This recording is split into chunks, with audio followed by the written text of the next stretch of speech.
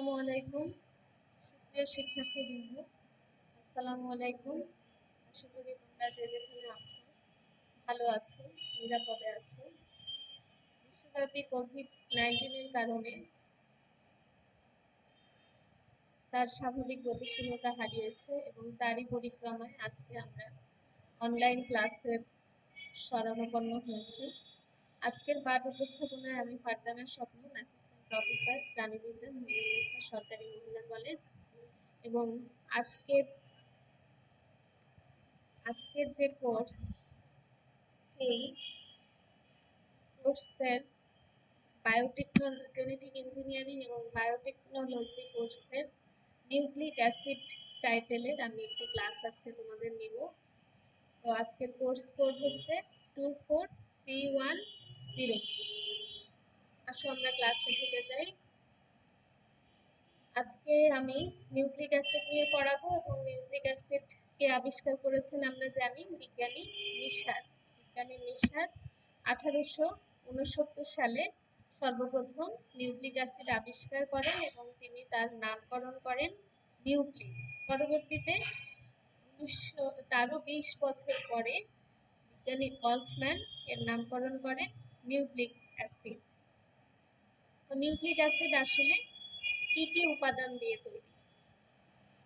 এক হচ্ছে 5 কার্বন বিশিষ্ট শর্করা, 5 কার্বন বিশিষ্ট শর্করা বা পেন্টোজ সুগার, যেটাকে দুই ভাগে ভাগ করা হয়েছে।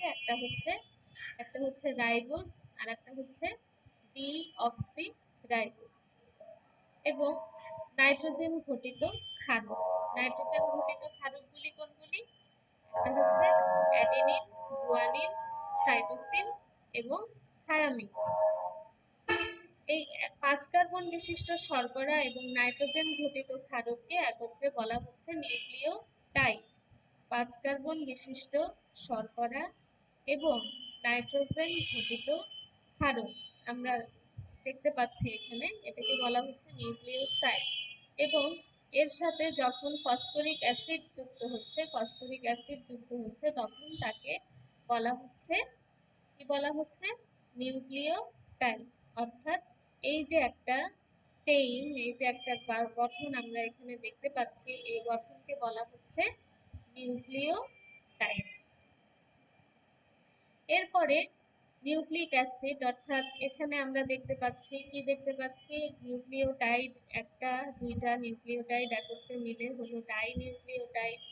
তারপরে আরেকটা নিউক্লিওটাইড যুক্ত হলো ট্রাই নিউক্লিওটাইড। এভাবে একের পর এক নিউক্লিওটাইড যুক্ত হয়ে হবে পলিনিউক্লিওটাইড। অসংখ্য নিউক্লিওটাইড যুক্ত হয়ে হবে হচ্ছে পলিনিউক্লিওটাইড। এবং এই পলিনিউক্লিওটাইডটাই হচ্ছে নিউক্লিক অ্যাসিড। তাহলে নিউক্লিক অ্যাসিড কি? নিউক্লিক অ্যাসিড হচ্ছে অসংখ্য নিউক্লিওটাইডের সমষ্টি, যেখানে কি থাকবে?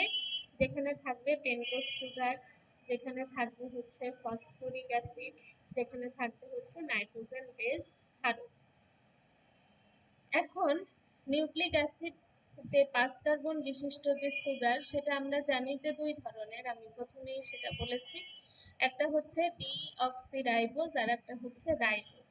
তো ডিঅক্সিরাইবোজে কি থাকবে? এটার পার্থক্য কি? এটার গঠন একই রকম, শুধুমাত্র এখানে অক্সিজেন থাকবে না আর রাইবোজে অক্সিজেন থাকবে। অর্থাৎ অক্সিজেনের ডেফিসিয়েন্সি হলে সেটা হচ্ছে ডিঅক্সিরাইবোজ আর অক্সিজেন থাকলে সেটা হচ্ছে রাইবোজ। এখানে আমরা দেখতে পাচ্ছি যে অক্সিজেনের 5টা যে হাত রয়েছে, এগুলিকে বলছে হচ্ছে prime. 1 prime, 2 prime, 1 prime, 2 prime, 3 prime, 4 prime, 5 prime. এভাবে 5টা প্রাইম, অর্থাৎ 1 prime, 2 prime, 3 prime, 4 prime, 5 prime, এগুলিকে এক একটা প্রাইম বলছি। এই যে 1 2 3 4 5। তাহলে এখানে অক্সিজেনের উপস্থিতি থাকলে সেটা রাইবোজ, না থাকলে সেটা ডিঅক্সিরাইবোজ। এখন ফসফরিক অ্যাসিডটা কি? ফসফরিক অ্যাসিডে কি থাকবে? এক নম্বর থাকবে 3টি একযোজী হাইড্রোক্সিল গ্রুপ থাকবে। একযোজী হাইড্রোক্সিল গ্রুপ, এই যে একটা হাইড্রোক্সিল, এই যে একটা হাইড্রোক্সিল, এই যে একটা হাইড্রোক্সিল গ্রুপ। এবং থাকবে 4টি দ্বিযোজী অক্সিজেন পরমাণু, এই যে একটা অক্সিজেন পরমাণু, এই যে 4টি দ্বিযোজী অক্সিজেন পরমাণু। এবং থাকবে একটি 5যোজী ফসফেট পরমাণু, 5 যদি ফসফেট পরমাণু। এখন নাইট্রোজেন ঘটিত ক্ষারক কি নিয়ে গঠিত? কার্বন, হাইড্রোজেন, অক্সিজেন এবং নাইট্রোজেন। কার্বন, হাইড্রোজেন, অক্সিজেন এবং নাইট্রোজেন নিয়ে নাইট্রোজেন ঘটিত ক্ষারক গঠিত, এবং এই ক্ষারক দুই প্রকার হয়, একটা হচ্ছে পিউরিন আর একটা হচ্ছে পাইরিন। এখন পিউরিনটা কি জিনিস? পিউরিনটা হচ্ছে 2 রিং বিশিষ্ট যে ক্ষারক সেটাকে বলা হয় হচ্ছে পিউরিন। এটি দুই প্রকার, একটা হচ্ছে অ্যাডিনিন আর একটা হচ্ছে গুয়ানিন। 2 রিং বিশিষ্ট ক্ষারককে বলা হয় পিউরিন, একটা হচ্ছে অ্যাডিনিন আর একটা হচ্ছে গুয়ানিন। আচ্ছা, এবং এখানে পার্থক্যটা কি? পার্থক্যটা গঠনে, যেমন এখানে অ্যামিনো মূলক আছে, এখানে অক্সিজেন রয়েছে, এখানে নাইট্রোজেনের সাথে একটা হাইড্রোজেন রয়েছে, এখানে সেই হাইড্রোজেন নাই, অ্যাডিনিনের সেই হাইড্রোজেনটা থাকবে না। এখানে অ্যামিনো মূলক রয়েছে কিন্তু এখানে রয়েছে হাইড্রোজেন। আর তাছাড়া সমস্ত গঠন একই ধরনের, শুধুমাত্র এই তিনটা ক্ষেত্রে পার্থক্য থাকবে অ্যাডিনিন এবং গুয়ানিনের ক্ষেত্রে। আর পাইরিমিডিনটা কি? পাইরিমিডিন হচ্ছে এক রিং বিশিষ্ট ক্ষারক, এটা তিন প্রকার, একটা হচ্ছে থায়ামিন আর একটা হচ্ছে সাইটোসিন আর একটা হচ্ছে ইউরেসিল। এখন থায়ামিন কোথায় দেখা যায়? থায়ামিন দেখা যায় হচ্ছে ডিএনএ তে। আর ইউরেসিল কোথায় দেখা যায়? ইউরেসিল দেখা যায় হচ্ছে আরএনএ তে। অর্থাৎ সাইটোসিন আরএনএ ডিএনএ দুটাতেই থাকবে, কিন্তু ইউরেসিল আরএনএ তে থাকবে, থায়ামিন থাকবে ডিএনএ তে। এখন আমরা নিউক্লিওসাইড সম্পর্কে জানবো। নিউক্লিওসাইডটা কি? যেমন রাইবোজ, আমরা জানি যে নিউক্লিওসাইড হচ্ছে পেন্টোজ সুগার এবং নাইট্রোজেন যে ক্ষারক রয়েছে সেটা মিলে নিউক্লিওসাইড তৈরি হচ্ছে। এখন কতগুলি নিউক্লিওসাইড সম্পর্কে আমরা জানি। রাইবোজের সাথে যদি অ্যাডিনোসিন যুক্ত হয়, অ্যাডিনিন যুক্ত হয়, অ্যাডিনিন যুক্ত হলে, অ্যাডিনিন ক্ষারক যুক্ত হলে সেটাকে আমরা বলছি অ্যাডিনোসিন। রাইবোজের সাথে যদি গুয়ানিন যুক্ত হয় তাহলে আমরা সেটাকে বলছি গুয়ানোসিন। রাইবোজের সাথে যদি সাইটোসিন যুক্ত হয় তাহলে সেটাকে আমরা বলছি সাইটিডিন। রাইবোজের সাথে যদি থায়ামিন যুক্ত হয় না কখনো, আমি আগেই বলেছি যে থায়ামিনকে রাইবোজ রিড করতে পারে না, তাহলে রাইবোজের সাথে যদি ইউরেসিল যুক্ত হয় তবে তাকে বলা হয় ইউরিডিন। ডিঅক্সিরাইবোজ, ডিঅক্সিরাইবোজের সাথে যদি অ্যাডিনিন যুক্ত হয় তাহলে সেটা হচ্ছে ডিঅক্সিঅ্যাডিনোসিন। ডিঅক্সিরাইবোজের সাথে যদি গুয়ানিন যুক্ত হয় তবে সেটা ডিঅক্সিগুয়ানোসিন। ডিঅক্সিরাইবোজের সাথে যদি সাইটোসিন যুক্ত হয় তবে সেটা ডিঅক্সিসাইটিডিন। এবং ডিঅক্সিরাইবোজের সাথে যদি এটা তো থায়ামিন যুক্ত হয়, থায়ামিন যুক্ত হলে সেটা ডিঅক্সিথাইমিডিন। যেহেতু ইউরেসিলকে ডিএনএ রিড করতে পারে না, সেজন্য এখানে কোনো নিউক্লিওসাইড তৈরি হবে না। এরপরে আমরা কি দেখব? আমরা এখানে নিউক্লিওটাইড, আমরা জানি কি? আমরা জানি হচ্ছে নিউক্লিওসাইডের সাথে যখন ফসফেট বা ফসফরিক অ্যাসিড যখন যুক্ত হয়, ফসফেট গ্রুপ বা ফসফরিক অ্যাসিড যখন যুক্ত হয় তখন সেটাকে বলা হয় হচ্ছে নিউক্লিওটাইড। এখন এখানে অ্যাডেনিনের সাথে যখন কি যুক্ত হচ্ছে, পেন্টোজ সুগারের সাথে ফসফেট গ্রুপ যুক্ত হলো, একটি ফসফেট গ্রুপ যুক্ত হলো, তখন তাকে আমরা বলছি এএমপি, অর্থাৎ অ্যাডিনোসিন মনোফসফেট। তারপরে যখন অ্যাডিনোসিনের সাথে পেন্টোজ সুগারের সাথে 2 অণু ফসফেট গ্রুপ যুক্ত হলো, 2 অণু ফসফেট গ্রুপ যখন যুক্ত হলো তখন আমরা এটাকে বলছি এডিপি, অর্থাৎ অ্যাডিনোসিন ডাইফসফেট। এবং এখানে যখন 3 অণু ফসফেট গ্রুপ যুক্ত হলো পেন্টোজ সুগার এবং অ্যাডিনোসিনের সাথে, 1 অ্যাডিনোসিন যেটা নাইট্রোজেন বেস, 1 রাইবোজ সুগার আর 3 ফসফেট গ্রুপ মিলে হচ্ছে এটিপি। তাহলে চলো প্রিয় শিক্ষার্থীবৃন্দ, আশা করি এটুকু তোমরা খুব সহজেই বুঝতে পেরেছো। আমরা একটা ভিডিও দেখে আসি। ভিডিওটি অন হচ্ছে, ভিডিওটি ওপেন হচ্ছে।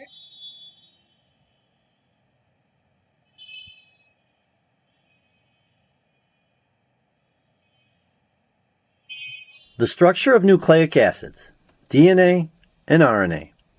There are two main types of nucleic acids, DNA, or deoxyribonucleic acid, and RNA, or ribonucleic acid.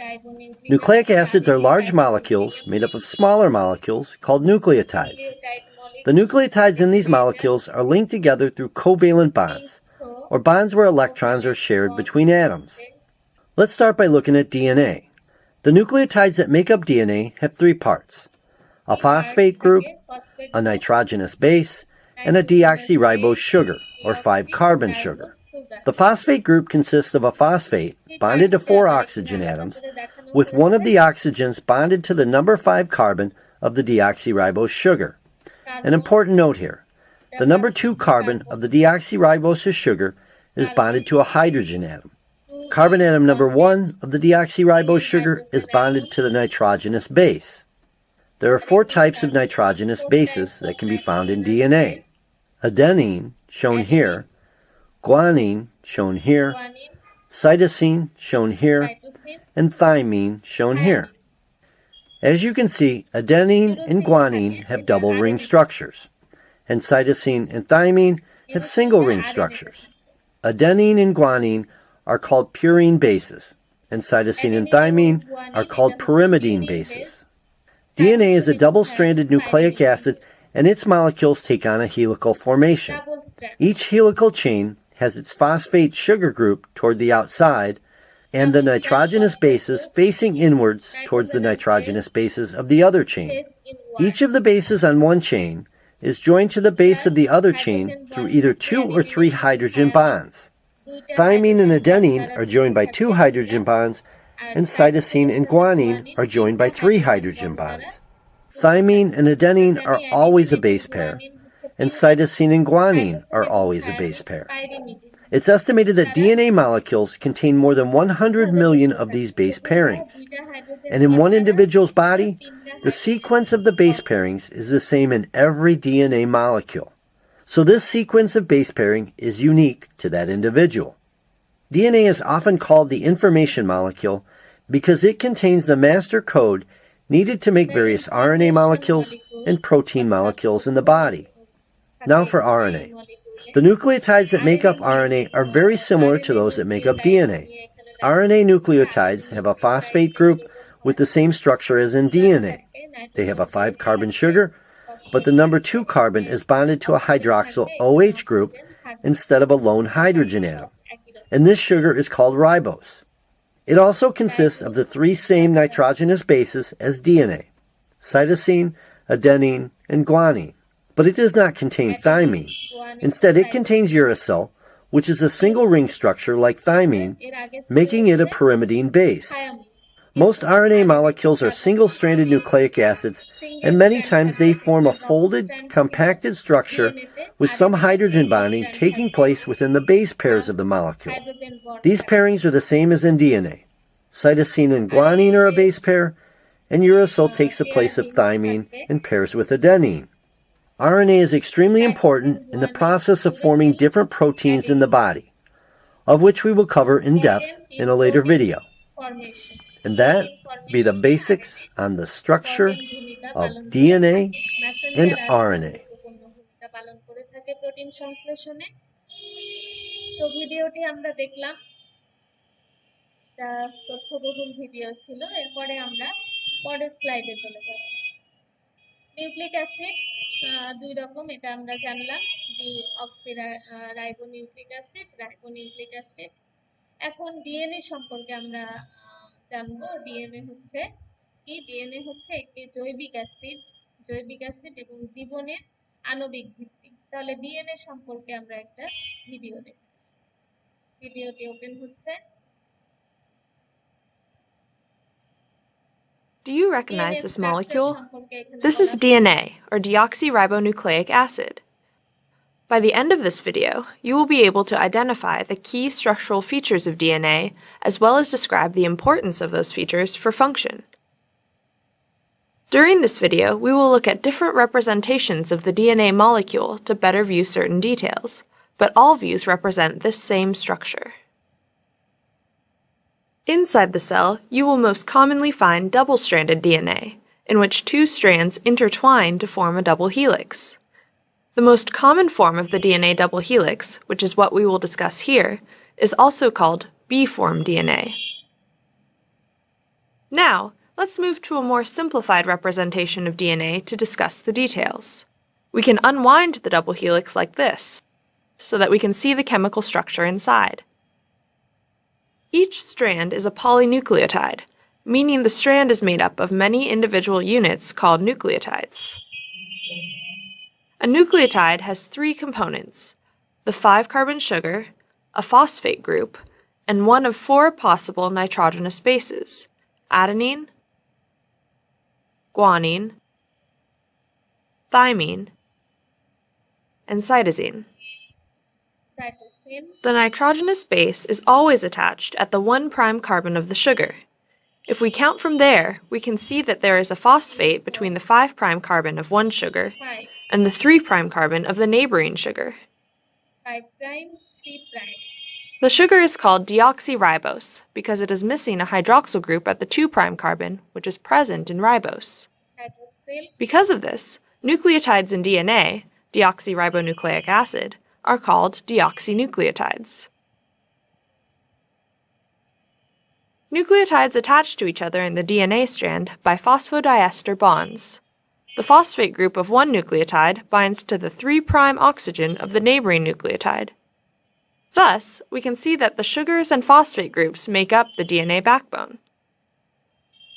The carbon numbering is key to describing the directionality of the DNA strand, 5' to 3'.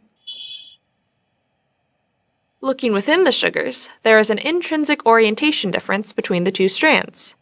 On the top strand, you can see that the 5' carbon of each sugar is on the left, and the 3' carbon is on the right. The opposite is true for the bottom strand.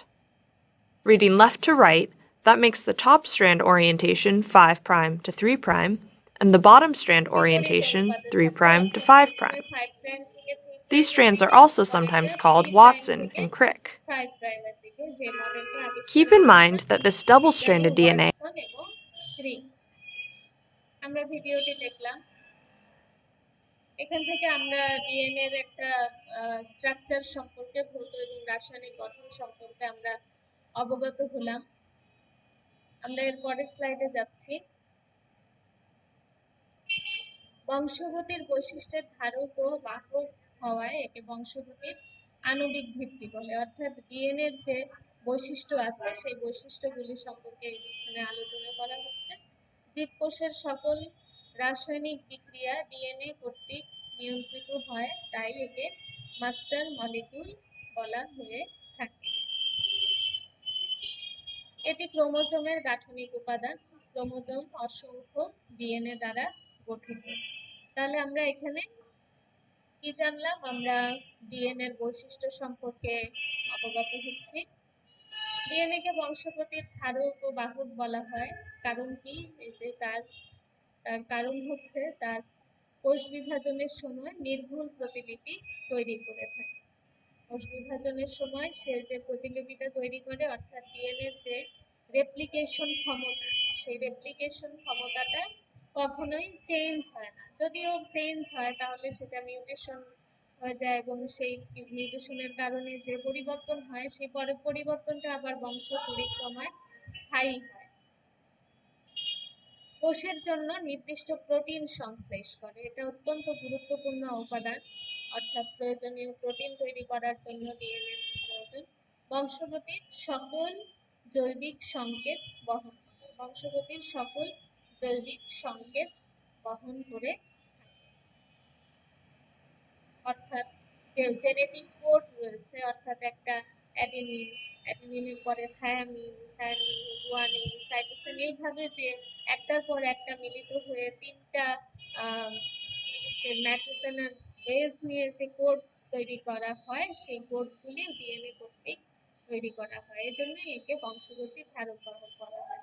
এর গঠন স্থায়ী, mutation ছাড়া এর পরিবর্তন হয় না। এই কারণে এটা হচ্ছে বংশগতির বৈশিষ্ট্যের ধারক ও বাহক। মিউটেশন ঘটার ফলে একটি স্থায়ী ও বংশানুক্রমে স্থানান্তরযোগ্য পরিবর্তন সৃষ্টি হয়। কিরকম? মিউটেশন ঘটার ফলে ডিএনএ মিউটেশন একটা স্থায়ী পরিবর্তন হয়, যেমন এই যে অরিজিনাল এবং এখানে একটা পরিবর্তন হলো, মিউট্যান্ট কপি হলো, এবং সেই পরিবর্তনটা কি হবে, সেই পরিবর্তনটা স্থায়ী হবে, অর্থাৎ এটা বংশানুক্রমে এই বৈশিষ্ট্যটা আবার স্থানান্তরিত হবে, অর্থাৎ নির্দিষ্ট যে অ্যাডিনিনের সাথে থায়ামিন, গুয়ানিনের সাথে সাইটোসিন, এই জায়গায় পরিবর্তন আসবে। মিউটেশন এক্সাম্পলের এখানে কিছু আমরা এক্সাম্পল দেখতে পাচ্ছি, অর্থাৎ এখানে পায়ের আঙ্গুল থাকা দরকার কয়টা, পাঁচটার জায়গায় এখানে ছয়টা আছে। তারপরে এখানে ফুলের পাতা এবং রঙের যে পরিবর্তন, সেই পরিবর্তন দেখা যাচ্ছে। ডিঅক্সিরাইবোনিউক্লিক অ্যাসিডে কি বৈশিষ্ট্য আছে, একটা হচ্ছে মিউটেশনে সক্ষম, আর হেলিক্সে কোনো পরিবর্তন দেখা দিলে সেটা কি হয়, অর্থাৎ গুয়ানিনের সাথে সাইটোসিনের জায়গায় যদি গুয়ানিনের সাথে থায়ামিন হয়, তাহলে তারা নিজেরাই এটা মেরামত করতে সক্ষম হয়। কিভাবে মেরামত করতে সক্ষম হয়, অর্থাৎ এখানে নির্ধারিত একটি এনজাইম চলে আসে, এবং এই এনজাইম চলে আসার কারণে এটা তারা পরিবর্তন করতে সক্ষম। About 10% of all cancers are caused by inherited mutations, which can be inherited from either parent. Genes are segments of DNA located on chromosomes that carry our genetic information. Two of these genes, BRCA1 and BRCA2, help protect against breast and ovarian cancer by acting as tumor suppressors that regulate cell division and repair DNA damage that can lead to uncontrolled cell growth. The information contained in genes determine when cells in the body should grow, divide, and die. A mutation in either of the BRCA1 or BRCA2 genes can affect its ability to perform its job, allowing breast and ovarian cancer cells to grow and divide too rapidly, forming tumors.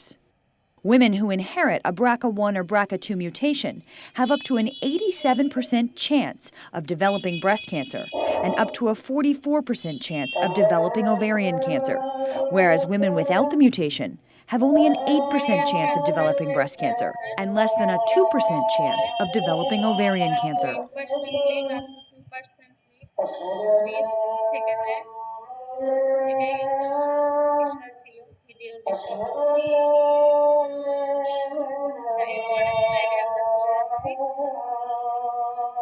ডিএনএর ভৌত গঠন, এটা অত্যন্ত গুরুত্বপূর্ণ topics এই চ্যাপ্টারে, অর্থাৎ বিজ্ঞানী ওয়াটসন এবং ক্রিক 1953 সালে ডাবল হেলিক্স মডেল প্রস্তাব করেন, এবং তার প্রস্তাব অনুযায়ী তিনি বলেন যে ডিএনএ আসলে ডবল হেলিক্স ফর্ম, যেটা সিঁড়ির মতো পেঁচানো থাকে, অর্থাৎ ডিএনএ দ্বিসূত্র থাকে, বিন্যাস পেঁচানো থাকে, অর্থাৎ ডান থেকে বাম দিকে ঘুরানো থাকে, সিঁড়ির মতো থাকে, যাকে বলা হয় ডাবল হেলিক্স। সূত্র দুটি সমধ্রুতে পরস্পর বিপরীত মুখী হয়ে অবস্থান করে, অর্থাৎ একটি 5 প্রাইম থেকে, যেহেতু 5 নম্বর কার্বনের সাথে ফসফেট গ্রুপে যুক্ত থাকে এবং 3 প্রাইমের দিকে থাকে, আর একটা হচ্ছে 3 প্রাইম থেকে যে 3 নম্বর কার্বনের সাথে ফসফেট গ্রুপে যুক্ত হয়েছে দেখে এটা কার্বনমুখী 3 প্রাইম হতে 5 প্রাইম কার্বনমুখী থাকে। সূত্র দুটি কি থাকে, অক্সিরাইবোজ সুগার এবং ফসফেটের পর্যায়ক্রমিক সংযুক্তির মাধ্যমে তৈরি হয়। এরকম এই যে ফসফেট এবং sugar, phosphate sugar, phosphate sugar, এভাবে পর্যায়ক্রমিক বন্ডের মাধ্যমে তৈরি, কোনোটা কিন্তু সুগার সুগার এরকম ভাবে, এবং মাঝখানের প্রতিটা ধাপ তৈরি হয় একজোড়া নাইট্রোজেন বেস দিয়ে, যেমন অ্যাডিনিনের সাথে থায়ামিন, গুয়ানিনের সাথে সাইটোসিন। অ্যাডিনিন থায়ামিন যেটা দুইটা হাইড্রোজেন বন্ড দিয়ে যুক্ত থাকবে, আর গুয়ানিনের সাথে সাইটোসিন এটা 3টা হাইড্রোজেন বন্ড দ্বারা যুক্ত থাকবে, এবং ফসফেট যুক্ত থাকে সুগারের তৃতীয় এবং পঞ্চম কার্বনের সাথে, এবং ক্ষারকগুলো যুক্ত থাকে সুগারের প্রথম কার্বনের সাথে। এই যে ফসফেট যুক্ত থাকছে কার সাথে, এই যে 5 নম্বর যে কার্বনটা সেটার সাথে ফসফেট যুক্ত থাকছে, আর 3 নম্বরের সাথে ফসফেট যুক্ত থাকছে আর ক্ষারকগুলি যুক্ত থাকছে প্রথম কার্বনের সাথে। ক্ষারকগুলি যেমন এই যে অ্যাডেনিন, এগুলি প্রথম কার্বনের সাথে, এই যে 1 নম্বর কার্বন এটার সাথে যুক্ত থাকছে। এবং নাইট্রোজেন বেস অ্যাডিনিন থায়ামিন দুটি হাইড্রোজেন বন্ধনী দ্বারা, এই যে দুটি হাইড্রোজেন বন্ধনী দ্বারা অ্যাডেনিন থায়ামিন যুক্ত থাকবে এবং গুয়ানিন সাইটোসিন তিনটি হাইড্রোজেন বন্ধনী দ্বারা যুক্ত থাকবে। ডিএনএ প্রতিটি প্যাচে নাইট্রোজেন বেস জোড়ের 10টি ধাপ সমদূরত্বে অবস্থান করে। এটা খুবই একটা ইন্টারেস্টিং ব্যাপার যে তারা সমদূরত্বে অবস্থান করে। প্রতিটি প্যাচের নাইট্রোজেন বেস এই যে নাইট্রোজেন যে বেস আছে গুয়ানিন সাইটোসিন গুয়ানিন এগুলির দূরত্ব সমান, যদিও এরা ডাবল হেলিক্স সিঁড়ির মতো প্যাঁচানো থাকে কিন্তু তারপরেও এদের দূরত্ব সমান থাকে। তো এতক্ষণ আমি ডিএনএ যৌগ গঠন সম্পর্কিত আলোচনা করলাম। আশা করি ক্লাসটি তোমাদের ভালো লেগেছে এবং ক্লাসটি সম্পর্কে তোমরা বুঝতে পেরেছো। সকলকে ধন্যবাদ জানিয়ে আজকে আমি আমার নিউক্লিক অ্যাসিড সম্পর্কিত আলোচনা শেষ করছি। ধন্যবাদ সবাইকে।